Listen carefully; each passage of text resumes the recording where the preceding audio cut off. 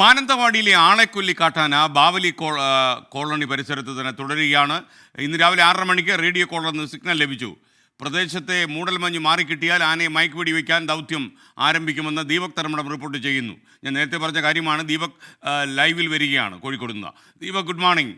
പറയൂ, യഥാർത്ഥത്തിൽ ആനയെ ഏകദേശം നമ്മുടെ ദൗത്യ സംഘം ലൊക്കേറ്റ് ചെയ്തു എന്നല്ലേ നമ്മൾ മനസ്സിലാക്കേണ്ടത്? വിവരങ്ങൾ.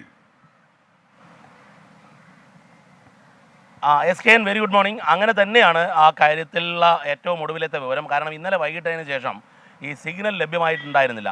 സിഗ്നൽ ലഭ്യമാകാതിരിക്കാൻ പല കാരണങ്ങളുണ്ട്. ഒന്ന്, അവിടെ മൊബൈൽ ടവർ റേഞ്ചിൻ്റെ പ്രശ്നം. മറ്റൊന്ന്, വലിയ രീതിയിൽ മൂടൽമഞ്ഞുണ്ട്. ഇത്തരം കാര്യങ്ങൾ പ്രതികൂല സാഹചര്യത്തിൽ ചിലപ്പോൾ സിഗ്നൽ ലഭിക്കില്ലായിരുന്നു.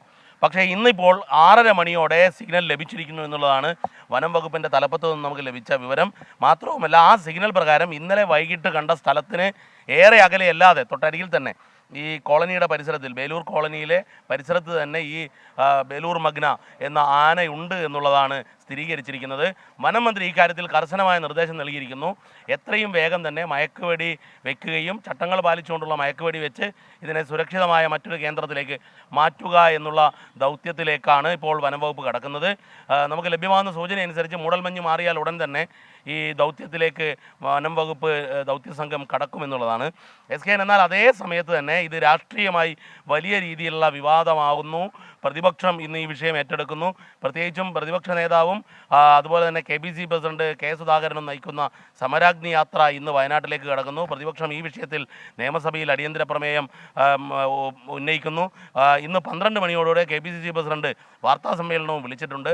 വയനാട്ടിലേക്ക് കടക്കുമ്പോൾ സ്വാഭാവികമായും ഈ സമരാഗ്നി യാത്രയുടെ പ്രധാന അജണ്ടയായും ഇത് മാറും. പക്ഷേ എന്നാൽ പ്രതിപക്ഷത്തിന് ഒരു വിലങ്ങുതടിയായി വരുന്നത് കർണാടകം കൃത്യമായി കേരളത്തോട് ചില കാര്യങ്ങളിൽ സഹകരിച്ചില്ല എന്നുള്ള ചില വസ്തുതകളുണ്ട്. പ്രത്യേകിച്ചും ഈ റേഡിയോ കോളർ ID ഘടിപ്പിച്ച ആനയുടെ സിഗ്നൽ പൂർണ്ണമായും ലഭിക്കുന്ന വിധത്തിലുള്ള ആൻറ്റിന കൈമാറാൻ ആദ്യഘട്ടത്തിൽ തയ്യാറായില്ല. അജീഷ് മരിച്ചതിന് ശേഷം മാത്രമാണ് തയ്യാറായത്.